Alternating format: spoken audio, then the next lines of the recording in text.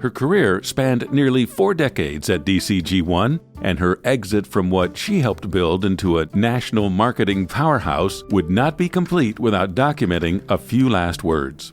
Hello, everyone, and welcome to another episode of the Whole Idea podcast by DCG ONE. I'm Greg Oberst. On the show with me today is Tammy Peniston, outgoing Chief Commercial Officer at DCG ONE. Welcome, Tammy. Thank you, Greg. First, congratulations on a stellar career and retirement. Thank you. We're very excited. I wasn't sure I was going to get here. Well, you made it. Now, to follow your career is to follow really the history of DCG ONE. Right. Let's pick it up at the time that you stepped off the campus at Texas Christian University. Fill in that gap between then and your first day at, well, it wasn't DCG ONE then, but... Right, exactly. Fill in that gap. Yeah, I'd be happy to. Graduated from TCU, Texas Christian University, and I studied advertising and public relations. And, amazingly enough, started my first job out of college was at an advertising agency. It was a fairly large agency in Dallas, Texas, and on the account services side, and I was an account manager for one of the largest tract home builders in the United States called US Home. It's a nice first job out of college. Yeah, it was great. And actually, I learned, I still to this day credit the woman that I worked for, Brenda Sandoz, who was our account supervisor, with many, many lessons. And she was quite a mentor, and I learned a lot in that position. I was only there a year and a half. Anyway, I started my career there, learned everything from building relationships with clients to, all the kind of business ins and outs of, the agency business. However, what I ended up becoming kind of the niche thing at the time, because this was 1981, was getting involved in the direct marketing side of the agency. We were tapped with generating a lot of traffic into these tract home, model homes, and sales centers throughout the whole Southwest. And so we would put together these a lot of direct mail programs, and back then it wasn't very sophisticated. It was a 2 or 3 or 10 or 15 mile radius around a particular, community. Data was pretty limited back then. Very limited. It was basically, spray and pray mode that, we used to say, So that's how I started my career and ended up enjoying and really loving, the whole getting to know direct mail. I ended up deciding that my entire family had moved to the Northwest, and I was the oldest of 5 kids, and they moved when I was in college. So I stayed, but decided to want to relocate in the Seattle area. And so I left the agency and came to Seattle, and really didn't have any contacts in the advertising area in Seattle, and neither did anybody I knew or the family. So I literally decided I didn't have a lot of money, but I thought, okay, the best way to put pressure on myself is to book a hotel room at the Seattle Sheraton. And I sat at the desk, I'll never forget, in the hotel room with the yellow pages, and decided that I wasn't going to leave the hotel until I found a job. And I literally just started dialing. Wow. And I called probably every ad agency in Seattle and just did, informational interviews and kind of got to know who the players were. Cold calling for a job. For a job, yeah. It took me 3 days, and I ended up going to work for, which was a company called The Monthly. It was actually a publication called The Monthly, and it was a media rag. It was a little bit like a local ad week, if you will. And so it was a lot of articles about campaigns and companies and, agencies of record and that kind of thing. And I took a job selling advertising. And I figured, well, what better way at least to get to know the advertising community than to do that? And that's where I met the owner of the company that I went to work for, called Mail Handlers. And it was a direct mail company. And one of the founding companies of DCG ONE, right? Yeah, and I was trying to sell her advertising in the monthly, and she was trying to sell me to come and work for the company, and so I did. And that changed my whole career trajectory. Yeah. I came in and worked for her and then eventually bought the business from her. Oh. We grew that business quite a bit. When I first went to work for that company, they were basically 3 major clients. And at the time, there was a vacation, kind of a camping vacation company that's very popular called Thousand Trails. And they did a lot of direct marketing, a lot of direct mail. The other big contract that they had was, and I think this one's kind of fun, was we mailed to every graduating senior in the United States on behalf of the U.S. Army. It was Uncle Sam Wants You, trying to get, people recruited to join the military. What we decided to do, and what was quite risky for the business, was there was really no diversification. And, there were 3 major accounts, and one of them was then another really large agency that did direct response agency. So we brought in sales teams and did a little bit of diversification and kind of, looked to grow in the industry, and we did. And this is still under the name Mail handlers. Yes. Yeah. So mail handlers, I mean, the way the company has evolved was, so Mail Handlers was a separate direct mail company and primarily only did direct mail and eventually then went into fulfillment. And of course the database work and the data mining around Mail Handlers. In the late 80s, early 90s, I started working with a company called McCallum Print Group. And it just seemed, we always used to say our clients really brought us together. So at the time, print buyers were buying from individual companies. So they would buy the print from McCallum Print Group, then they would direct McCallum or the print to be delivered to mail handlers. And so these buyers were spending a lot of time coordinating a lot of different vendors.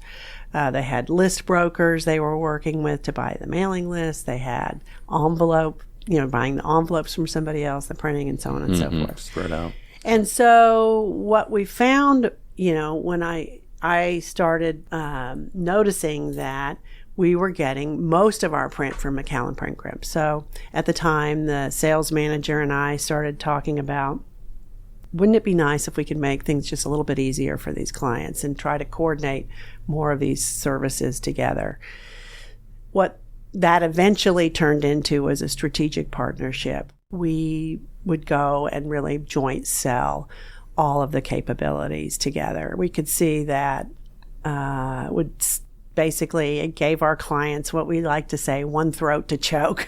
Instead of having to manage so many people and a lot of finger pointing was going on with, we didn't get this in time, or the mailing's late because the envelopes weren't here, or what have you. We just took away those headaches. And so fast forward to late 90s, early 2000s.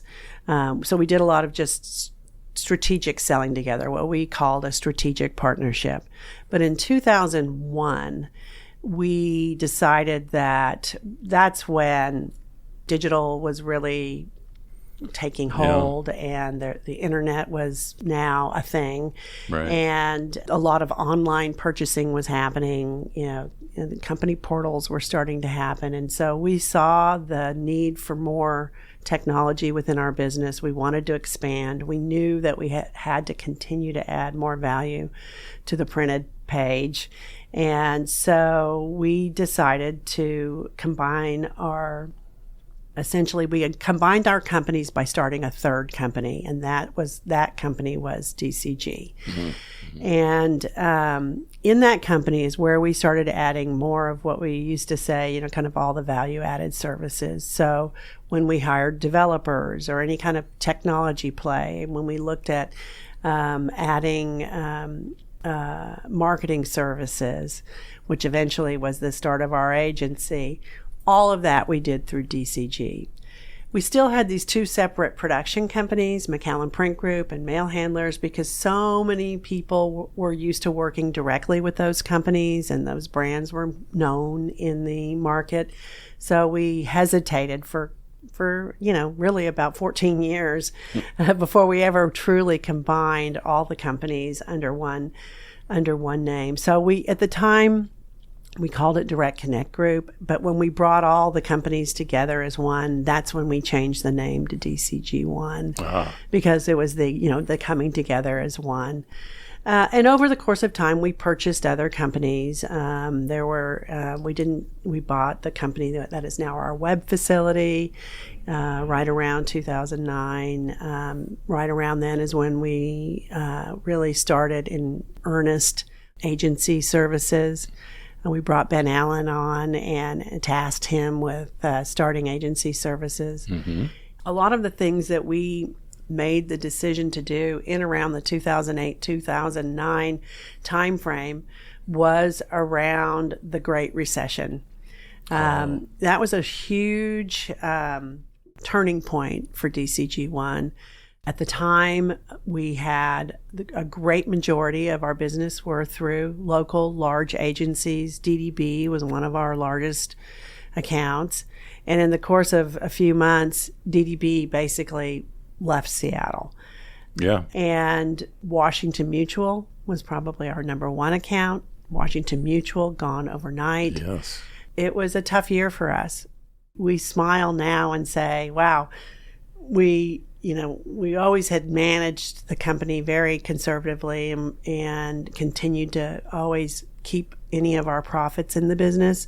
And it really paid off then, because that's what enabled us to really look at how we needed to pivot the business when all of a sudden our major customers were gone. The transition from selling to agencies who then had the direct relationship with the customers, we then needed to be in a position to be able to work directly with these customers.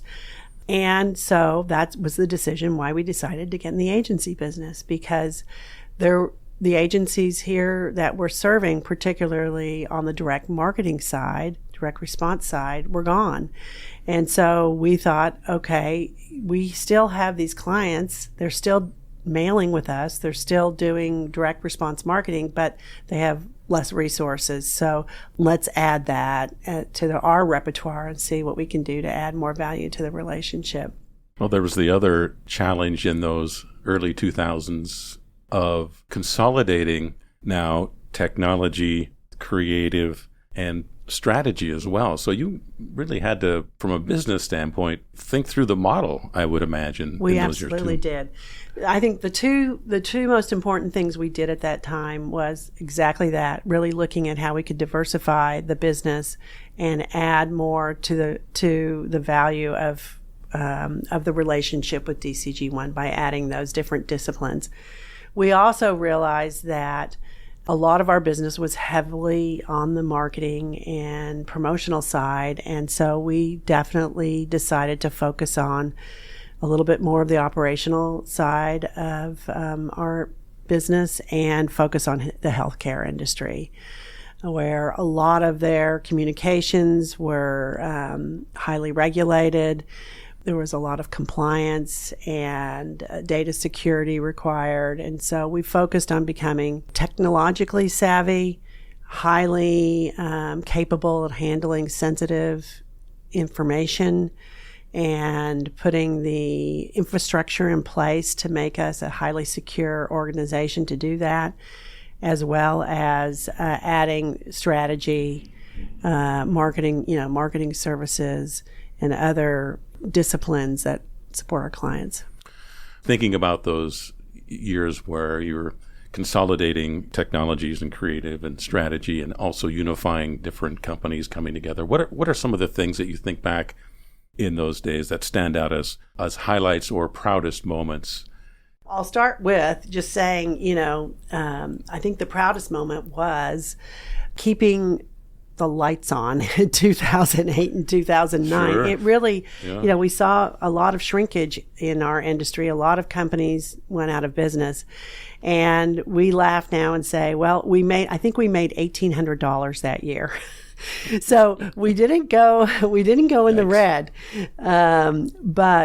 But we had also, like I said, retained the company's profits for years and kept that in the business. And that allowed us to continue to, we had basically been hoarding cash for many years prior to that. And we were able to keep most of our employees working for us. And I think getting through the Great Recession and making the decision to pivot and reinvest in the business when really all of our competitors were not. Those were the years where we decided to combine the businesses. When that year we went out and bought some companies. We made the decision to build this building, to do a build-to-suit and build a custom building. And they were all hard and risky and bold decisions. But as we've been able to see what the growth of the business and what we've been able to do for our clients, they were all the right decisions. And I think that is probably the proudest moment, is that we were able to save a lot of jobs and make some decisions that was really the basis of the trajectory of the company moving forward. So, Tammy, aside from hoarding cash, is there a lesson learned from all those years, something that stands out to you as a compelling learning moment that you carried forward in your everyday professional life? Yeah, I think what's important to remember is that change is inevitable. Very good. And embracing change instead of being afraid of change is by far and away the best approach. And we have found that if we continually change, then we're keeping up with our clients and their needs. We're able to provide relevant strategy and tactics in their planning and in our own company planning. And I think as it relates to combining companies, that trying to relay that to all the teams coming together and to not be afraid of change, but to embrace change is, I think, a very important thing to always be mindful of. I feel like with the age of all the new technology and the digital things that we're doing, that essentially what we're doing now is all direct response marketing. Yeah. It just, everything is so direct now. I mean, when you look at the social media and all of the ways to connect are so much easier. Just occurred to me that's there's a loop there. You started in direct response in the print, of course, traditional marketing, but now you're still continuing in a form of direct marketing. Exactly. But kind of digital based. I really do think it's a full circle moment for me to have started my career in direct marketing and really see that what I believe with all the technology and the offerings that are available to us, that we are living in a direct response marketing environment now. Everything is direct. Looking back, what do you think you will miss most about working here? Well, I'm definitely going to miss, and I know it sounds cliche, but I'm definitely going to miss all of the team. My greatest joy is coming in every day and working with people. That's also why I've been such a huge proponent of in-person working, because of the collaboration, of the hallway chats, what I like to call the drive-bys. When you are in a space that's very collaborative, when you are in a company that's collaborative, there isn't a day that I don't come in the office that I don't learn something new. And that's what I'm going to miss the most. So the challenge for me is going to be to try to find ways to connect with people and learn something new every day. So in your nearly 40 years now, you've collected a lot of hats and you've worn each one very well. How will you pass these hats around now? What's this transition look like? Well, it's been going on now for, I'd say, the better part of this year. we've been doing planning. We had been doing some succession planning. And so I have been parceling out different parts of my role. My role was very eclectic. Yes. And that comes from growing up, coming out of a small business and being the owner of a small business. You're wearing a lot of different hats. Right. And so I was responsible for the services side of our business, everything from the agency all the way through our internal services like HR and legal and compliance and security and risk management, and marketing fell under that as well, and the commercial offerings of the business. Essentially, what we've done is we've hired some new people. We have new leadership on the executive team, and Lauren Komatale is coming on as chief of staff, and so she's taking on a lot of the legal and the contractual things that I worked on, negotiating our contracts and working with clients on those types of areas. Mm-hmm. She's also in the chief of staff role, working to help advise Brad with organizational issues and people issues, and working with the teams in accountability and prioritization. So I think she's going to be a great addition to the executive team. I'm eternally grateful to Chris Geiser, who has stepped in as our privacy officer and is taking over all of the risk management and security and compliance. And it's not easy to find people who love that kind of thing. Yeah. And he has taken it over with great enthusiasm, and it's over the last year I've been sleeping much better at night, and delighted that he's really stepped in there and owning that. Andy Lewick is taking over the oversight on the services side, the whole customer experience, and the enterprise services side. So I manage the entire enterprise team that for all of our programmatic accounts that managed the accounts, our big accounts where we touch so many disciplines, multiple disciplines. Usually there's a technology play. So that's any of our, what we called solution support or strategic services, as well as all the account services. And then, of course, agency fell under that. And a lot of that had to do with our commercial offerings. And so Andy Lewick's taking that over as chief commercial officer and has joined the leadership team as well. And then, HR and some of the other pieces in the interim are going to fall to Brad, but I think the intent is for some of these things, the legal and HR, to eventually roll up to our new CFO, Nate Sartell, who's joined the leadership team as well. So we have, a lot of new talent on the leadership team that I'm really impressed with and very excited about, launching 2025 and everybody, stepping in those areas. That is a lot of hats. Okay, so let's round up some of your career-long wisdom and channel some of that advice forward. Self-guided advice you use every day that might help some of the rest of us still in the workforce. Well, I always say these things at the risk of sounding, like a old fogey, but I do find that with some of the younger generation that I'm working with, there's a huge reliance on email and Slack and text and so on and so forth. And I always say, let's don't underestimate the power of a phone, of a real conversation. If you're going back and forth on email 2 or 3 times and maybe the intent isn't coming through or the tone that you'd like, it's always better just to step up from your desk if it's internal and just have a conversation with somebody face to face. I like that. And with people who are remote or whatever, a phone conversation is always, things can get misunderstood, and relationships are still the foundation of our business, I believe, with the way we work with our clients. And so what better way to develop a relationship than to talk to each other? I also believe that one of our core values has always been telling it straight.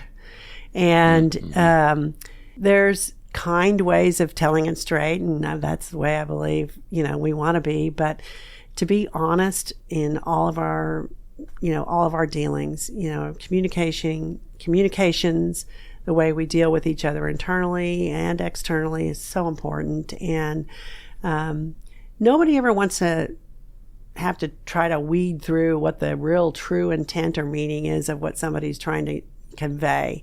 And I think it's best to just tell it straight and be honest. And, no hidden agendas. Yeah. I think it will serve us all well. This is another one that, kind of speaks to work ethic or whatever, going above and beyond. I used to always say that from my days when I was in Texas, I used to say if a client asks for a cup of coffee, give them a donut too. But I've changed that to give them a scone too now here in the Northwest. Regional. But essentially that's my way of saying, go above and beyond and also be more strategic. Try to, if somebody says if a client says, or internally we think we know what needs to be done, or we think we know the answer, try to think a little bit more about it and beyond the ask, and I think we do that here every day. And I love seeing it because it's nice to bring ideas that maybe, our clients haven't asked for, they haven't thought of. Deliver more. Yeah, exactly. And I think kindness is always a good choice. I think in every aspect of life, but also in business as well. I think sometimes we are pressured. We have tight deadlines. It's easy to be brash or what have you, trying to just get the work done that needs to get done. But I think if we just use a little kindness every day, we make somebody's day a little bit better. Yeah. That's always a great way to walk out the door. There's a lot of power in that. Yeah, I would agree. And then I just feel like also, I think that particularly in our organization, we have such an open door policy. And I think the executive leadership team in particular are very open to new ideas. And I think it's important for everybody to really make their voice heard. And we try to ask for it in different ways, and some of them are more traditional with, the suggestions or what have you. But just, in that hallway conversation or walking down the hall, if the door is open, make those suggestions. And if you feel strongly about something, or if we're heading in a direction that maybe you don't agree with, we want to know. Well, you've done a nice job of creating a culture where people feel like they can do that. Yeah. Okay, so over the years, you've been active in business and community organizations as well. I want to touch on that. Bellevue Art Museum, board there for a while, past president of the Seattle Direct Marketing Association, and as a member of the Women's Presidents Organization. Can you tell me more about your time with the WPO? Yeah. I started with the WPO, or became a member in 2000. So, almost 25 years ago. And it really is there are different chapters, and they're all over the world. And it's a way for women CEOs or owners of businesses of a certain size to really be peer advisors with other women. Yes, professionals, other presidents. women CEOs and presidents of their companies. And it's been a wonderful place to share ideas and to also get support. And it's nice for women to support other women in the business community. I've made a lot of great friends. It's how I met Rebecca Lyman, who was one of the principals of the Garrigan Lyman Group, who became a DCG ONE company. And we've been friends and colleagues, and I have with many other business CEOs, and they're still friends today, and we'll be lifelong friends. All right, Tammy, let's call this next segment, this is a surprise segment. Okay. The whole idea lightning round. Okay. I'm going to say a word or words and get you to respond to each. And in doing so, we'll learn maybe a little bit more about you. Okay. I love it. Sourdough bread. My husband. Okay. So you make the sourdough bread? Yeah. He's a big sourdough bread baker. Okay. That's the first thing that came to my mind. Richardson, Texas.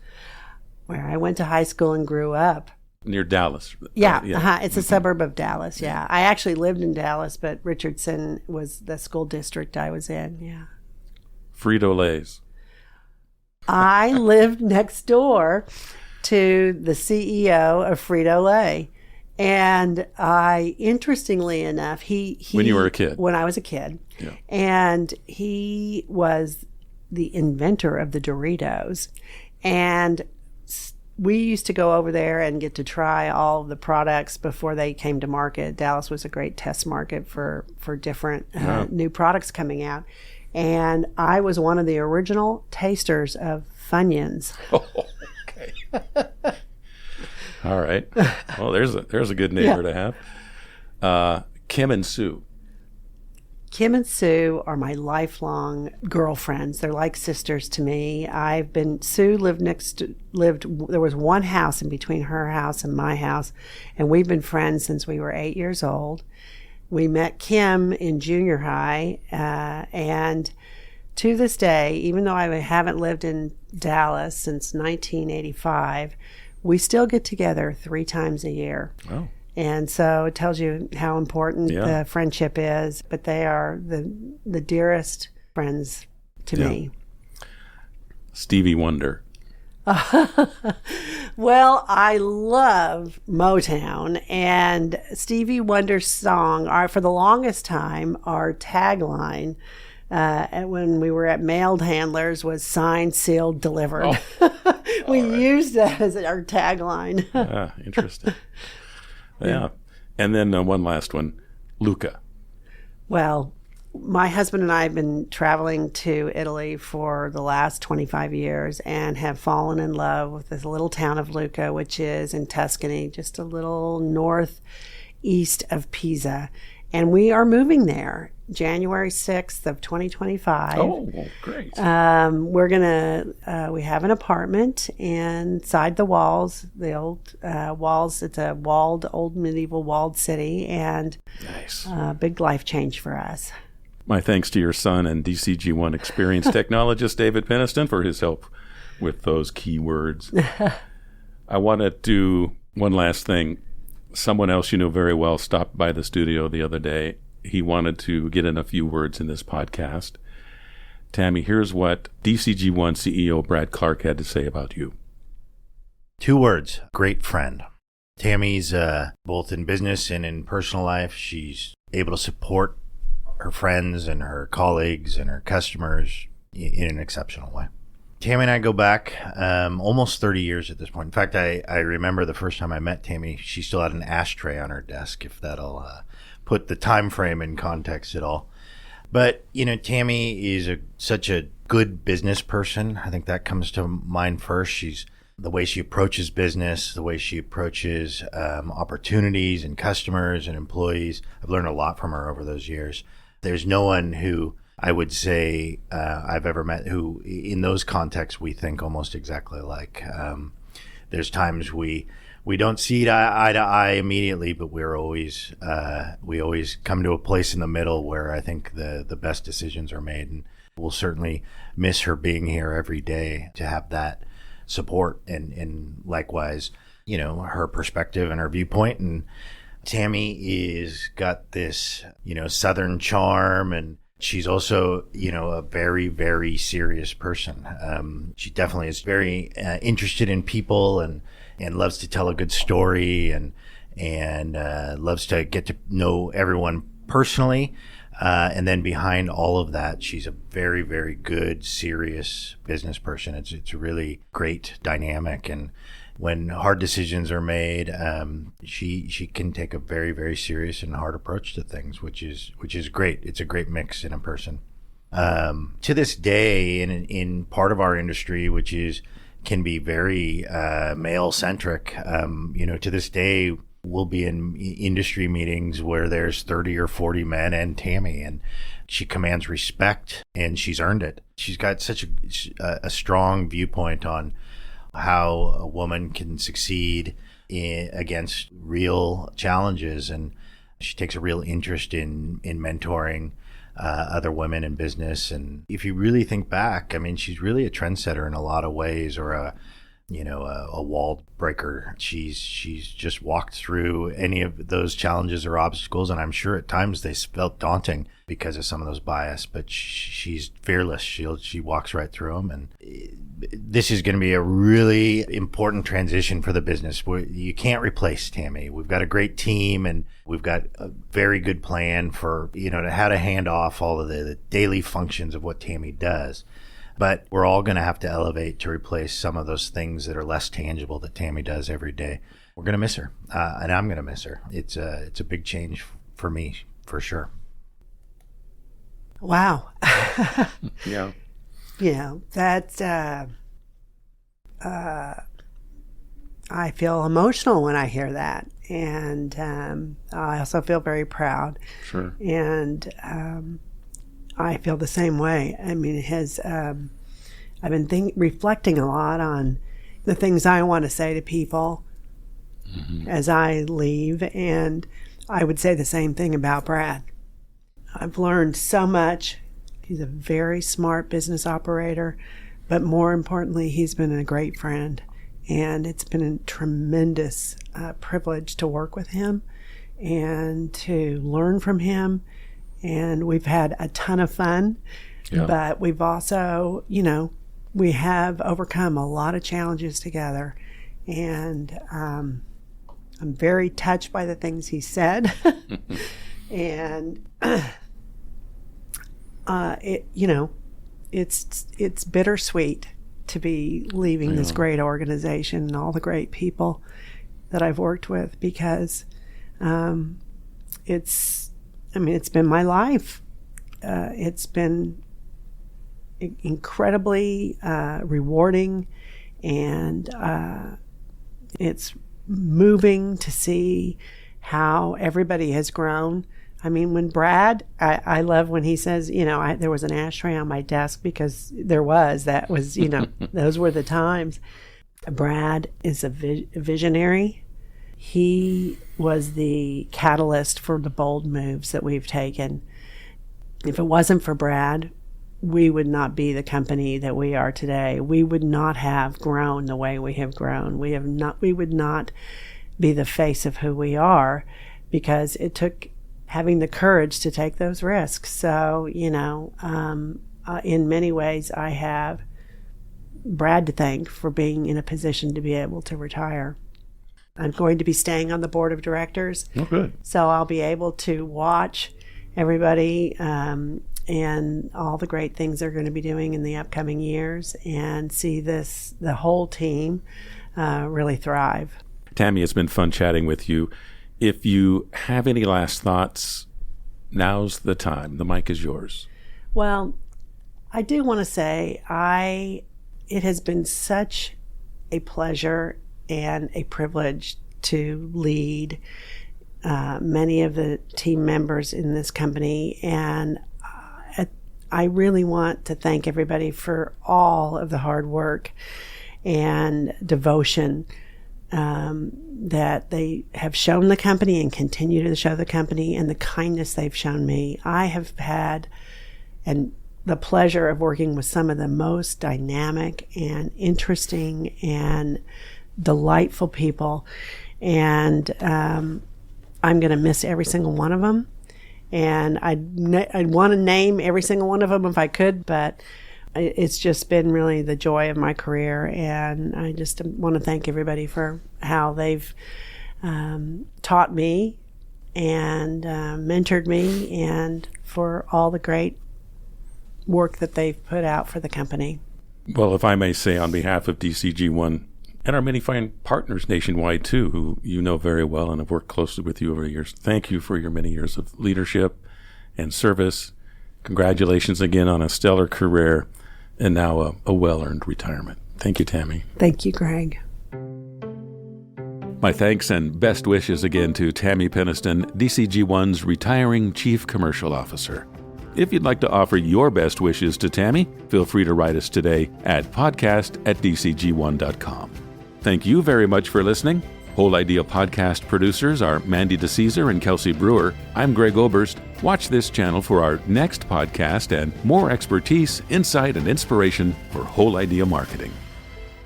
Take care.